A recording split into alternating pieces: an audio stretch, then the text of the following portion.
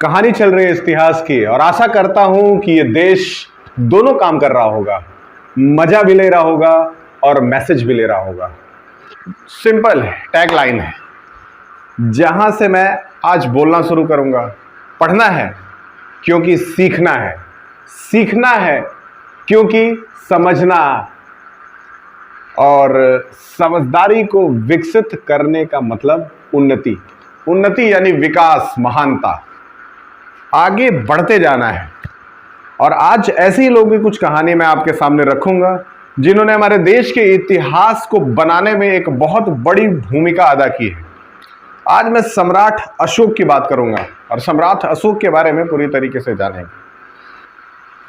आज इस देश की सबसे बड़ी चुनौती क्या है? शिक्षित वर्ग, शिक्षित वर्ग, पढ़ा लिखा वर्ग, समझदार वर्ग डिप्रेशन का शिकार है। और दोस्तों, अवसाद यानी कि वो लोग जो सब कुछ होते हुए भी परेशान है, जैसा कि होना ही नहीं चाहिए। युवाओं के अंदर डिप्रेशन, हमारे देश का युवा आज डिप्रेशन में है, जबकि युवा का मतलब ही होता है क्रांति। चंद्रगुप्त मौर्य यानी एक सामान्य परिवार का व्यक्ति भारत का सम्राट बनता है। भारत एक ऐसा देश, चक्रवर्ती,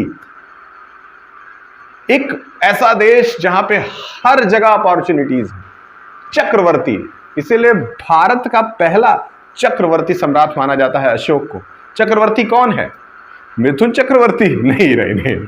चक्रवर्ती का मतलब कंसेप्ट, चक्रवर्ती अर्थशास्त्र के अंदर का एक कंसेप्ट है कि जो भी राजा 1000 योजन कर शासन करेगा उसको चक्रवर्ती कहा जाएगा।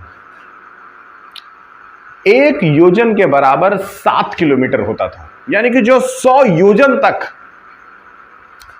यानी कि 7000 किलोमीटर तक जिसका शासन होगा उसको चक्रवर्ती कहा जाएगा। और अशोक का शासन 7000 किलोमीटर लंबा था, इस वजह उन्हें चक्रवर्ती सम्राट के नाम से भी जाना जाता है। मौर्य साम्राज्य की स्थापना कैसे हुई?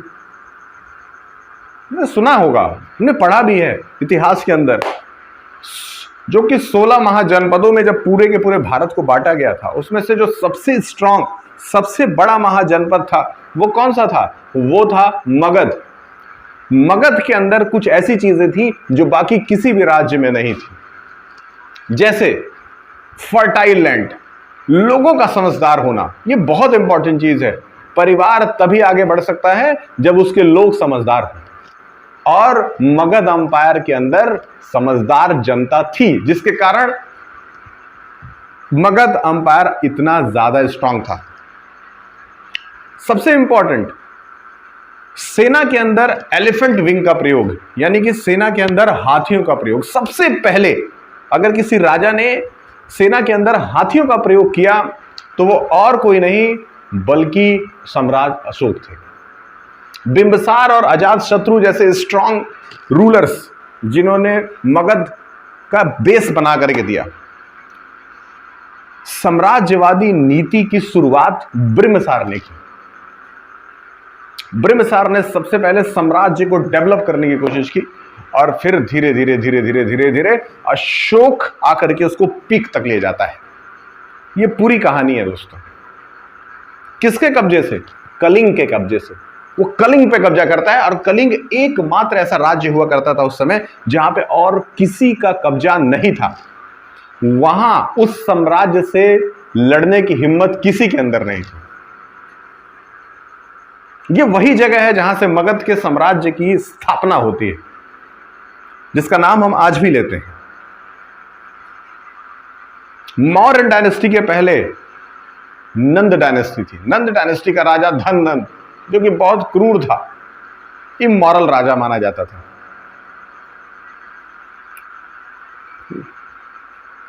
लेकिन धनानंद प्रशासन के सिद्धांतों को नहीं जानता था, उसको रूल्स नहीं पता थे। हर जगह के नियम होते हैं। अगर आप राज करना चाहते हैं, अगर आप रूलर बनना चाहते हैं, अगर आप लीडर बनना चाहते हैं, तो उसका भी नियम है। उस नियम को शायद धनानंद नहीं जानता था, और इस वजह से उसका डाउनफॉल हुआ। राजा राजा के दोस्तों बेसिकली दो पिलर्स होते हैं, एक उसका प्रशासन, उसके अधिकारी, और दूसरा उसका प्रजा। ये दो पिलर्स होते हैं राजा के। अगर प्रजा और प्रशासन ये दोनों एक साथ हैं तो राजा महत्वपूर्ण होता है, राजा बहुत ही ज्यादा मजबूत हो जाता है। लेकिन अगर ये दोनों में से किसी एक चीज में कमी है तो फिर राजा का डाउनफॉल निश्चित है। दोनों अगर एक साथ मिल गए तो वहां बनता है साम्राज्य, और ये दोनों हिल गए तो राजा पड़ेगा खतरे में। और वो उस समय जब विदेशी आक्रमणों का दौर हो रहा हो, जब यूनानी आ रहे हैं, ग्रीक्स आ रहे हैं, हुन्स आ रहे हैं, और उस कंडीशन में आप आराम कर रहे हो, ये बहुत बड़ी गलती थी धननंद की। ये भारत और भारतीयों की गौरव गाथा है। आपको कोई मतलब नहीं होना चाहिए कि आप किस धर्म से हैं, किस जाति से हैं, किस वर्ण से हैं। डॉक्टर देखते हो तो जाति पूछते हो, डॉक्टर से मिलने जाते हो तो धर्म पूछते हो, तब तो कहते डॉक्टर साहब बचा लो। जब डॉक्टर ढूंढते हो तो बिना जाति ढूंढते देखते हो, तो क्यों फिर हम पढ़ते हो? जब हम टीचर ढूंढते हैं तब भी हम जात को नहीं देखते। तो आखिर जब हम नेताओं को चुनते हैं तो हमें जात देखने की जरूरत ही क्या है? कंसेप्ट को समझिए, तभी तो भारत महान बनेगा ना।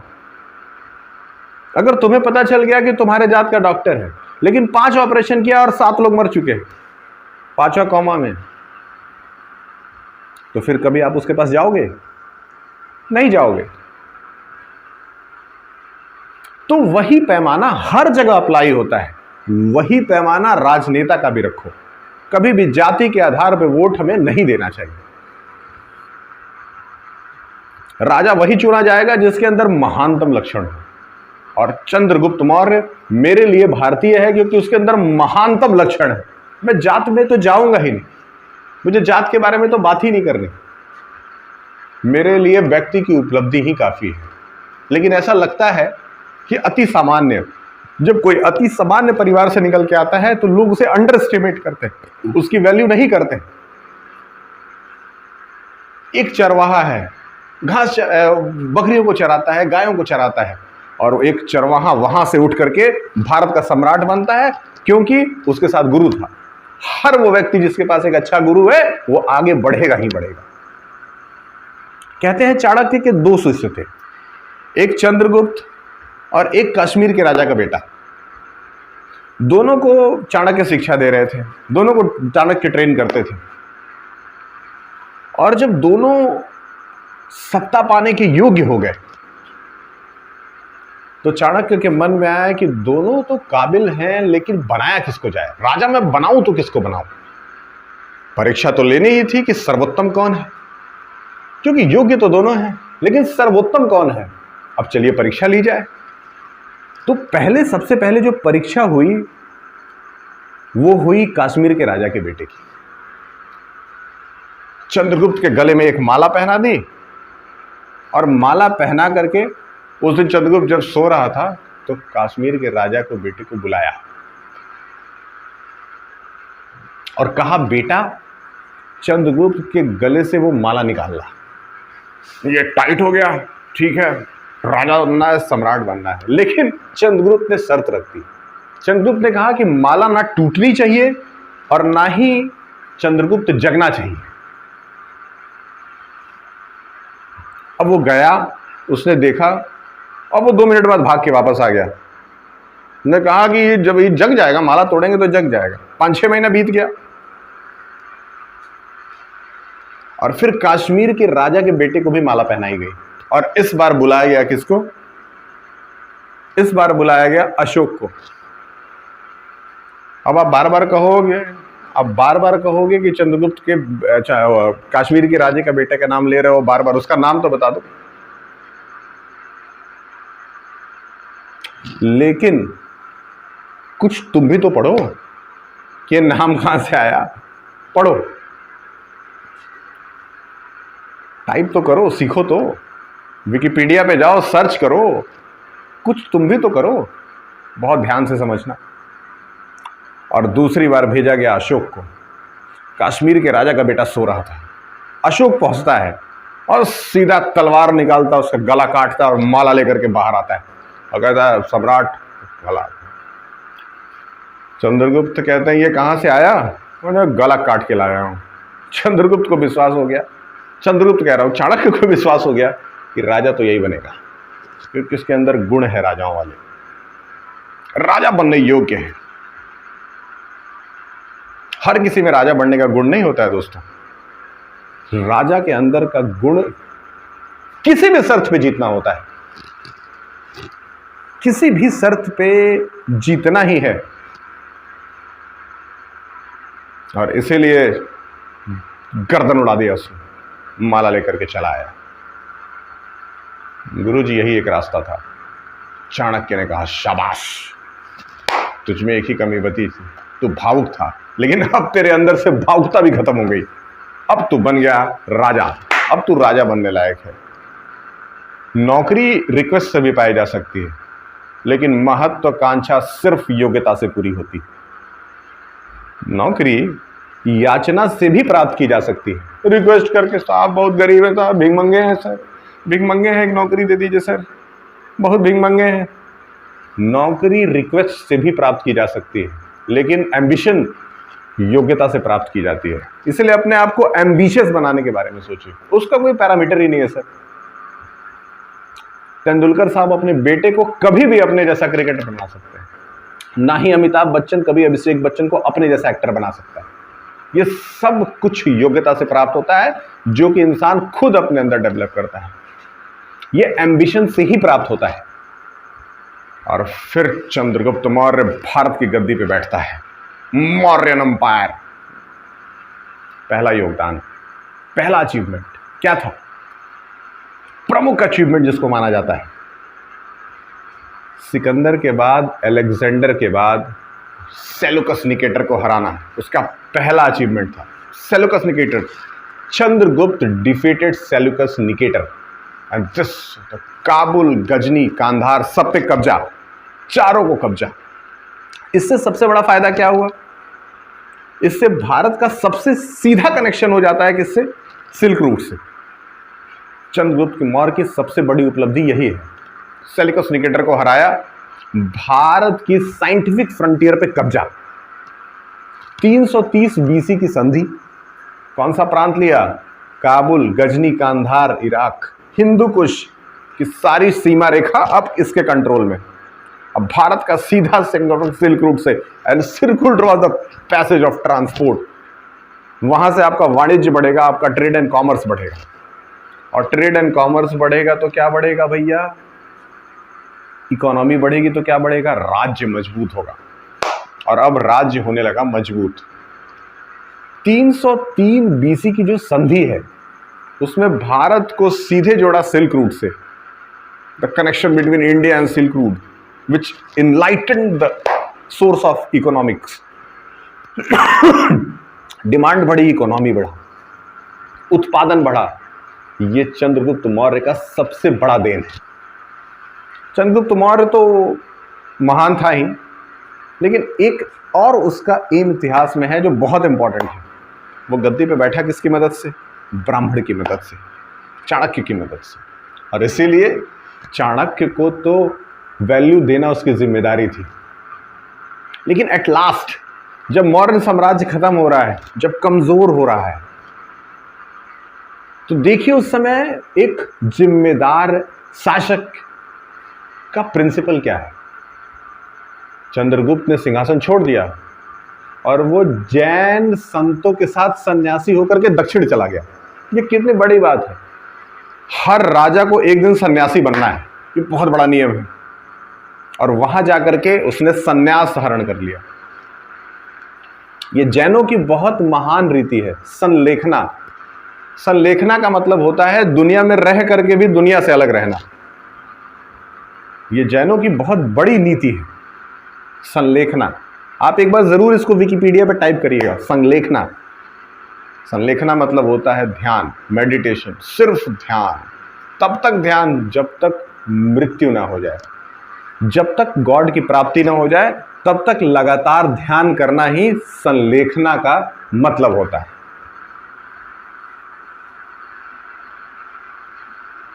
तपस्या का उच्चतम स्वरूप है संलेखना,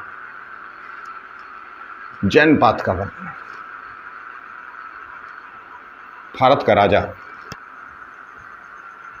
यूनिटी इंटू डाइवर्सिटी का राजा है सर। भारत में डाइवर्सिटी और डाइवर्सिटी के बीच यूनाइट करता है लोगों को, जोड़ता है लोगों को। बैठा है किसने? ब्राह्मण ने। उसको धर्म जो मिला, उसको जो ज्ञान मिला, वो किस धर्म से मिला? जैन धर्म से। एक तरफ से जैन, एक तरफ से Brahmanism, combination of Jain and Brahmanism. उसके बाद राजा बनता है बिम्बिसार। उसने और ज्यादा इनरिच किया, सफल राजा था, विदेशी संपर्क बढ़ाया, सीरिया के राजा से संपर्क रखा, इजिप्ट के राजा से दोस्ती की। और ये लगभग 6th सेंचुरी की बात है। डेवलपमेंट हो रहा है सर, मजा आ रहा है। मौर्य काल अपने चरम सीमा पे। और फिर इसके बाद बिंदुसार के बाद राजा बनता है अशोक, जिसकी हम बात करने के लिए यहां पे आए हैं। महानतम व्यक्तित्व सम्राट अशोक। सम्राट अशोक के आने के बाद तो मौर्यन डायनेस्टी ने पीछे मुड़ के देखना ही बंद कर दिया। ऐसे 2 राजा हैं दोस्तों जिनको हम लोग अशोका द ग्रेट और अकबर द ग्रेट के नाम से जानते हैं। ये दोनों महान हैं। चाणक्य के पास ज्ञान की कमी नहीं है, लेकिन उनको हम कभी द ग्रेट नहीं कहते। ग्रेट हमेशा अशोक और अकबर को ही कहा जाता है। आपके मन में तो ये सवाल उठना ही चाहिए कि इनके नाम के आगे द ग्रेट क्यों लगता है? आखिर इन्हीं के नाम के आगे ग्रेट क्यों लगता है? और दूसरे राजाओं के, खिलजी के आगे, सैयद डायनेस्टी के आगे, लोधी डायनेस्टी के आगे, तुगलक डायनेस्टी के आगे, इतनी सारी डायनेस्टीज हैं, लेकिन इनके सामने कभी भी द ग्रेट नहीं लगता है। द ग्रेट होने का मतलब होता है उच्चतम स्तर की समझदारी होना आपके अंदर। अगर आप अंदर से समझदार हैं, बैलेंस्ड हैं, तो आप द ग्रेट हैं। एजुकेशन तो सेकेंडरी है दोस्तों, आप पढ़े तो ठीक, नहीं पढ़े तो और भी ठीक, लेकिन समझदारी का कहीं से भी एजुकेशन से संबंध नहीं है। समझदारी का संबंध विजडम से होता है, और विजडम इंसान अच्छे काम करके प्राप्त करता है। द ग्रेट बनने का जो सिद्धांत है वो है हायर लेवल ऑफ अंडरस्टैंडिंग, सबसे ज्यादा समझदारी की क्षमता, उच्चतम स्तर की समझदारी।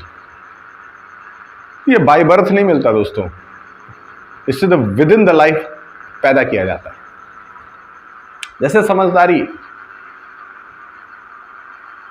सम्राट अशोक को समझदार राजा मानते हैं। उसका कारण क्या है? अब इंडिया एक ऐसा देश है जो कि डाइवर्सिटीज के लिए जाना जाता है, a land of different geographical condition. क्योंकि पूरा का पूरा भारत अलग अलग ज्योग्राफिकल जोन्स में बटा हुआ है, इसलिए यहां पे डाइवर्सिटी बहुत ज्यादा है। तो इसलिए कोई भी राजा जो भारत की गद्दी पे बैठता है, उसको अलग अलग ज्योग्राफिकल कंडीशंस के हिसाब से डील करना है। ये मेन रीजन है। इतनी सारी डाइवर्सिटी को कंट्रोल करने की जिसके अंदर क्षमता होगी, उसी को महान कहा जाएगा। अशोक और अकबर के राज्यकाल में कहीं भी दंगे नहीं हुए, कहीं भी धार्मिक दंगों का नाम ही नहीं है, दूर दूर तक नहीं। लेकिन आर्थिक रूप से हम सारे के सारे राज्य जो हैं वो एक दूसरे से जुड़े हुए हैं, जिसको हम लोग इकोनॉमिक डिपेंडेंस भी कहते हैं। आर्थिक रूप से जुड़ने का मतलब यह होता है कि हमारी अर्थव्यवस्था डायरेक्ट दूसरे राज्य के अर्थव्यवस्था से जुड़ी हुई है।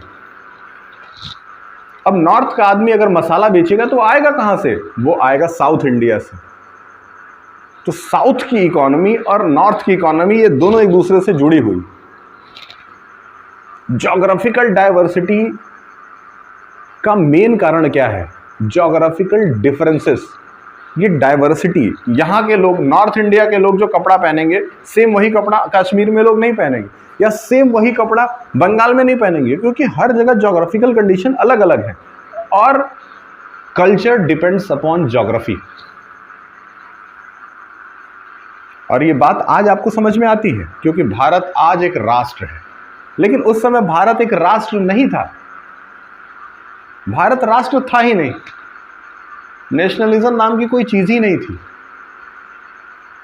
छोटे छोटे छोटे छोटे छोटे छोटे टुकड़ों में बटा हुआ था। लेकिन उस समय भी अशोक के ये बात समझ में आ गई कि भारत यूनिटी इन डाइवर्सिटी का क्षेत्र है। उसको ये बात समझ में आ गई। उसको ये समझ में आ गया कि ये सेकंड अर्बनाइजेशन का दौर है। सेकंड अर्बनाइजेशन, फर्स्ट अर्बनाइजेशन जो हुआ था वो हड़प्पन सिविलाइजेशन और मोहनजोदारो में हुआ था, और ये सेकंड सिविलाइजेशन है। राजा बनने और व्यक्ति की महानता, इन दोनों का एक फॉर्मूला है। उस फॉर्मूले को कहते हैं policy is equal to priority. जैसी आपकी पॉलिसीज हैं वो आपके प्रायोरिटी से अगर मैच नहीं करती तो फिर वो पॉलिसीज किसी काम की नहीं है। तो प्रायोरिटी और पॉलिसी ये दोनों एक दूसरे से मैच करनी चाहिए। ये बहुत इंपॉर्टेंट गेम है सर। आप में से बहुत सारे ऐसे लोग हैं जो बहुत चुनौती झेल रहे होंगे, बहुत परेशान होंगे, बहुत तकलीफें, और इसलिए क्योंकि उन्होंने अपने अपने लाइफ में प्रायोरिटी सेट नहीं किया। उनको शादी भी करनी है, गर्लफ्रेंड भी रखना है, गाड़ी भी रखना है, घूमना भी है, स्विमिंग पूल भी डालना है, एप्पल का मोबाइल रखना है, लैम्बोर्गिनी चलाना है। इन सबों को अर्जित करने के लिए सबसे पहले आपको शक्ति इकट्ठा करना पड़ेगा। जिसके पास शक्ति है वही तो भोगेगा, जिसके पास शक्ति है ही नहीं वो भोगेगा कैसे? जो लोग बिना शक्ति के दूसरे के पीछे भाग रहे हैं वो सब के सब संकट में हैं, क्योंकि भोग बिना शक्ति के संभव हो ही नहीं सकता। जितने लोग बिना शक्ति के भोग की आकांक्षा करते हैं वो सब संकट में हैं। इसीलिए प्रत्येक व्यक्ति के जीवन का जो पहली प्रायोरिटी होनी चाहिए वो होनी चाहिए शक्ति अर्जित करना, ताकत इकट्ठी करना। और ताकत हमेशा ताकतवर लोगों से ही प्राप्त होती है दोस्तों। कमजोरों के साथ रहना बंद करो। Powerful people makes the place powerful, KGF का डायलॉग है। ओमनिशियंट, ओमनीप्रेटेंट, ओमनिशियंट, सर्वशक्तिमान, सर्वज्ञाता, सर्वज्ञ, जिसके पास स्वार्थ, प्रार्थ, सर्वार्थ, परमार्थ, ये चारों गुण हैं। शक्ति मतलब भगवान, जिसके पास शक्ति है वो भगवान है, और उस शक्ति का गलत इस्तेमाल न करने वाला व्यक्ति भगवान कहलाता है। आपके पास बहुत सारी शक्ति है लेकिन आप उसका गलत इस्तेमाल नहीं करते हैं तो आप भगवान हैं। आपको आपकी प्रायोरिटीज पता होनी ही चाहिए। जिस इंसान को अपनी प्रायोरिटीज नहीं पता है वो संकट में है। उसी तरह जिस राजा को अपने किंगडम की प्रायोरिटीज नहीं समझ में आए वो संकट में है। जिस तरीके से अभी हिंदू, मुसलमान, सिख, ईसाई लड़ रहे हैं, ठीक उसी तरह से उस समय Jainism, Hinduism, Brahmanism, they all were fighting together. लेकिन इनको जोड़ने का एक काम किया महाराज अशोक ने, इसीलिए इनको महान कहा जाता है। इन्होंने 4 प्रमुख काम किए हैं। इन चारों को डिस्कस करना है। सबसे पहले धम्म की नीति, अशोका धम्मा। चाणक्य जो है वो एक सिद्धांतिक व्यक्ति है, उनको रूल्स पता है, उनको नियम पता है, लेकिन सिर्फ सिद्धांतों पे जीवन नहीं चलता है दोस्तों। सिद्धांतों के अंदर जब व्यवहारिकता जोड़ दी जाती है तो जीवन चलता है। 100% वैक्यूम पॉसिबल ही नहीं है, ये साइंस कहता है। इसीलिए जितने लोग जो केवल सिद्धांत के बल पर जीते हैं वो फंस जाते हैं, उलझ जाते हैं।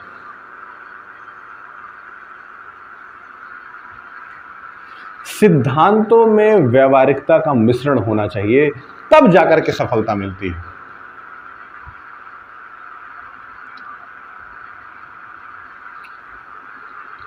अब चाणक्य कहता है कि राजा को पूर्ण निरंकुश होना चाहिए।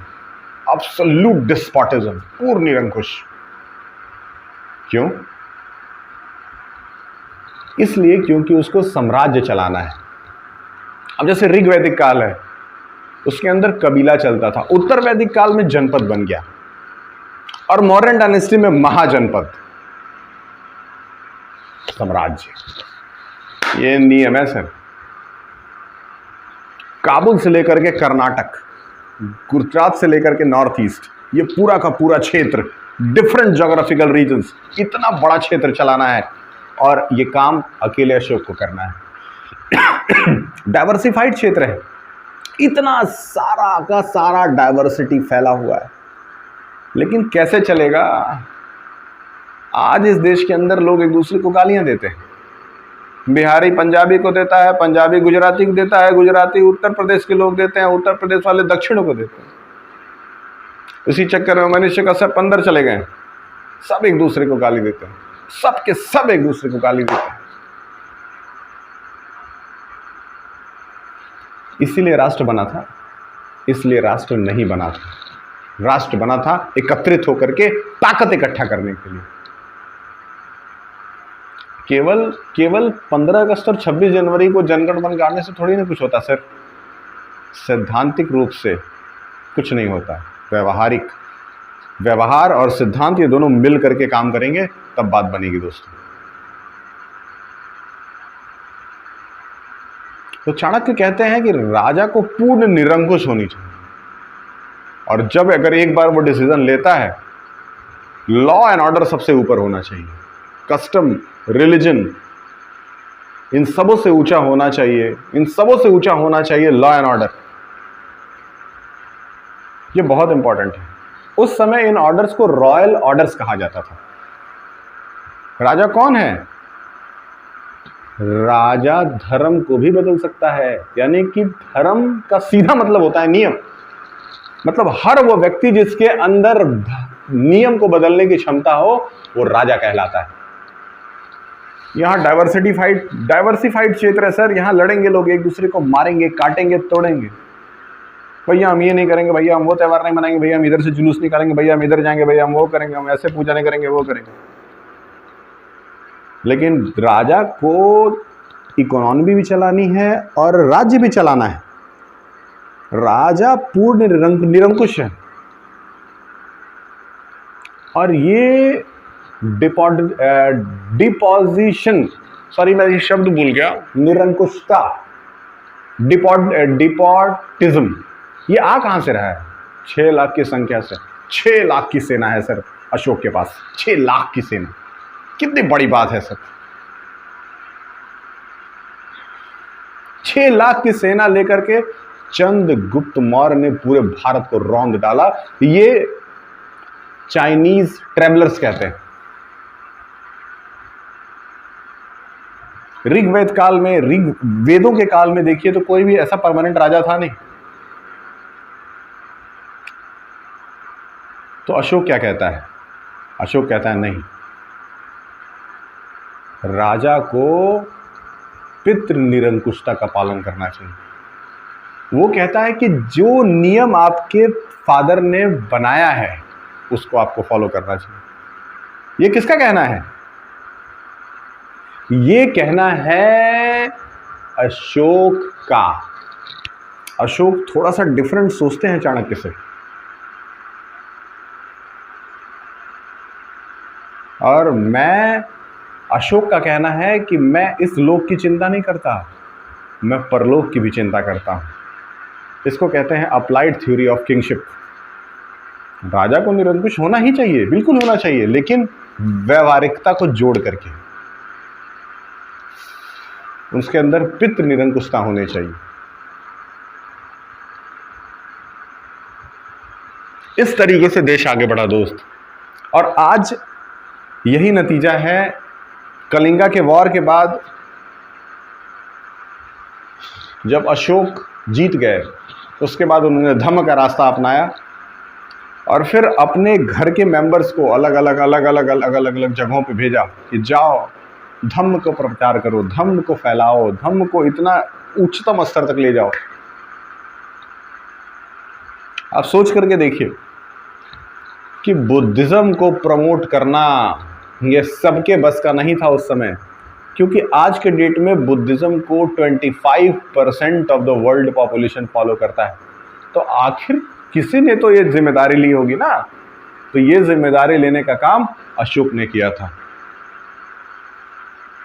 ताकतवर लोगों के साथ रहिए, आपके अंदर ताकत आएगा। कमजोरों के साथ रहेंगे, आप भी भीख मांगेंगे। भीख मांगना है तो कोई बात नहीं, लेकिन राजा बनना है। अगर राजा किसी के कंधे पे हाथ रख के कह दे ये मेरा बेटा है, तो उसका आदमी का सीना ऐसे फूल जाता है। अगर राजा कहता है कि प्रजा मेरी संतान है, तो यहां एक भाव का उदय होता है। राजा को समझ में आ रहा है, उसको समझ में आ रहा है जनता को सिर्फ पीटना नहीं, जनता को सिर्फ दबाव में नहीं रखना है, उसको भावनात्मक रूप से जीतना है। किसी की भी इंसान को जीतने के 3 नियम हैं। एक भावुकता, उसको भाव दिखा करके, इमोशन दिखा करके जीतो। एक प्रायोरिटी दिखा के जीतो कि उसके लिए ये जरूरी है, ये जरूरी है, ये जरूरी है, उसकी जरूरतें पूरी करो और उसको जीत लो। और तीसरा होता है अधिकार जमा करके जीतना। किसी के ऊपर अधिकार जमाओ और उसको जीत लो। ये 3 नियम हैं किसी भी इंसान को अपने कंट्रोल में करने के। इतना बड़ा साम्राज्य है, इस पूरे साम्राज्य को जीतने के लिए इन तीनों नियमों की जरूरत है। इसीलिए राजा कहते हैं, अशोक कहते हैं कि ये पूरी प्रजा मेरी संतान है, मैं इसको अपना संतान मानता हूं और मैं इस प्रजा के डाउनफॉल के लिए या फिर उत्थान के लिए जिम्मेदार हूं। और इसी से प्रजा के अंदर भाव पैदा होता है। कोई आदमी महान ऐसे नहीं बन जाता दोस्तों। आपने कभी पूछा नहीं होगा किसी से, हमारे देश के अंदर प्रश्न करने की तो परंपरा ही खत्म हो गई। हमारे यहाँ कोई प्रश्न नहीं करता, चुपचाप सुन लिया। और हमारे यहाँ तो ऐसा भी है कि अच्छे अच्छे क्वेश्चंस पूछने पे टीचर्स नाराज हो जाते हैं। नॉलेज चेक कर रहे हो हमारी नॉलेज जानना चाहते थे। तुम जितना सवाल पूछना चाहते हो पूछो, नहीं आता रहेगा कल बता देंगे। माफी मांगना भी बड़प्पन का प्रतीक है दोस्तों। अगर आपको कुछ नहीं आता तो माफी मांगिए कि हाँ आज नहीं आता, कल पढ़ के बता दूंगा। कहानी आगे बढ़ती है दोस्तों। भाव से निपटना है। पैटर्नल डिस्पोटिज्म जिसको कहते हैं, मैं दोबारा इस शब्द को रिपीट कर रहा हूं। दूसरा नियम बहुत इंपॉर्टेंट। दूसरा नियम था जबरदस्त कदम। ये जबरदस्त रूल है सर। सारे के सारे धर्मों को एक दूसरे से कनेक्ट करना। अगर उस समय धर्म को इकट्ठा कर दिया जाता तो पूरा देश खुद ब खुद इकट्ठा हो जाता, क्योंकि धर्म से बड़ा कुछ था ही नहीं। प्रेजेंट टाइम में संविधान से बड़ा कुछ नहीं, उस समय धर्म से बड़ा कुछ नहीं था। क्योंकि जैसे आज संविधान देश को चलाता है, ठीक उसी तरह पहले धर्म देश को चलाता था। वो कहता है राजा प्रजा का रीढ़ी है। राजा जो है वो प्रजा का रीढ़ी है, यानी कि राजा जो है उसने प्रजा ने राजा को उधार दे रखा है। उसको रीढ़ी होना कहते हैं।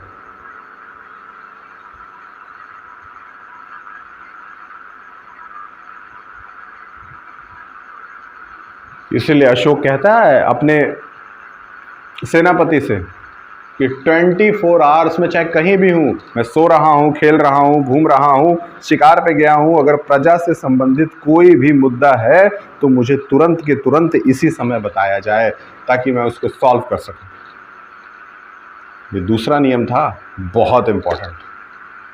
किसी भी समय, ये अशोक ने पहली बार नियम निकाला जी कि अशोक के सोने का खाने का कोई समय नहीं होगा। अगर प्रजा की कोई भी समस्या उसके सामने आती है सबसे पहले तो वो उसी के बारे में ही चर्चा करेगा। वो सबसे पहले प्रजा की मदद करने के लिए खड़ा होगा, उसके बाद जाकर के उसके कुछ पर्सनल काम होंगे तो उसको समझ आ जाएगा। आप कल्पना कर सकते हैं। तीसरी चीज बहुत महत्वपूर्ण, तीसरी बात दोस्तों ये है कि उसने, मजा आ गया सुन करके, इस बात पे तो अशोक को नोबेल प्राइज दे देना चाहिए। आज इस देश में हर आदमी लड़ रहा है, हिंदू मुसलमान ऐसे दूसरे जात के लोग, इस जात को इस जात को, हम राम के भक्त हैं, हम अल्लाह के भक्त हैं, हम जीसस के भक्त हैं, सबको यही रहना भैया, हम सब भाई हैं, हम सब भारत माँ के बेटे हैं।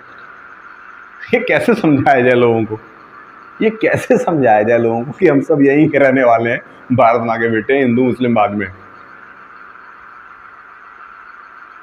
इसीलिए वहां पे पॉलिसी आ गई धम्म की, धर्म को इकट्ठा किया। राजा ऐसे ही महान नहीं हो जाता है दोस्तों। बुद्ध का जब डेथ होता है तो बुद्ध के द्वारा इस्तेमाल किए गए वस्तुओं को उसने 24,000 टुकड़ों में तोड़वाया और जगह जगह स्तूप बनवाया। और आज भी बहुत सारे लोग जब हम स्तूप देखते हैं तो सोचते हैं कि ये कोई पूजा करने का स्थान है। नहीं जी, ऐसा नहीं है। ये वो जगह है जहां स्तूप के अंदर भगवान बुद्ध से संबंधित कोई ना कोई वस्तु वहां पे दफनाई गई है। इसको रेलिक्स कहते हैं हिस्टोरिकल लैंग्वेज में।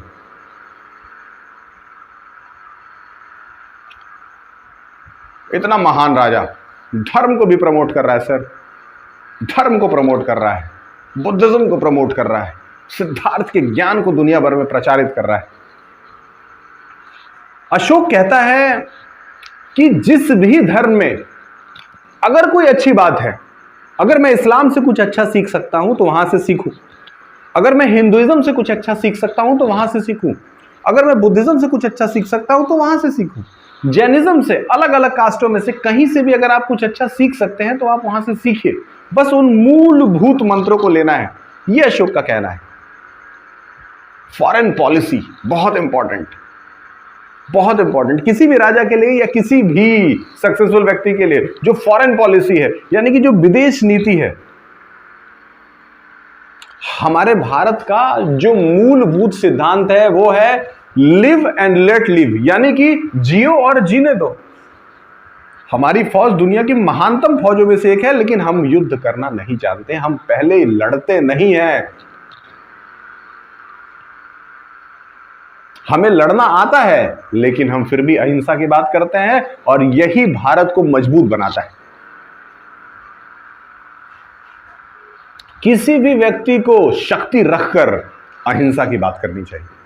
अगर आपके पास शक्ति है और फिर भी अगर आप अहिंसा की बात करते हैं तो आप महान कहलाने लायक, आप महान कहलाने योग्य हैं। अब ये नहीं कि थोड़ी सी ताकत है, मतलब जेब में बंदूक है तो तुरंत निकाला ढाई से गोली मार दिया किसी को, ऐसा नहीं है। ताकत रखिए लेकिन उसका सही इस्तेमाल करिए। अशोक को देखिए, कलिंग युद्ध के बाद जबकि वो पूरे के पूरे भारत को जीत चुका था, तब वो जाके कहता है कि अब मैं युद्ध नहीं करूंगा, मैं बहुत परेशान हूं, मैं बहुत दुखी हूं। जबकि उस समय पूरे के पूरे भारतीय द्वीपों पर उसका कब्जा था। तो ये कुछ सिद्धांत थे जो हमें अशोक से सीखने चाहिए। और इसी तरीके से अलग अलग एपिसोड्स में हम लोग अलग अलग राजाओं के बारे में जानते रहेंगे, सीखते रहेंगे, मेहनत करते रहेंगे, आगे बढ़ते रहेंगे। और ये लंबे समय तक चलने वाला है दोस्तों। एक एक कर करके हर एक राजा के बारे में अलग अलग एपिसोड्स बना करके मैं आप तक पहुंचूंगा। और मुझे उम्मीद है कि आप चैनल को ग्रो करेंगे, चैनल को ग्रो करने में हेल्प करेंगे। तब तक के लिए बहुत बहुत धन्यवाद। एक बार फिर से आपके सामने मिलेंगे अगले वीडियो में।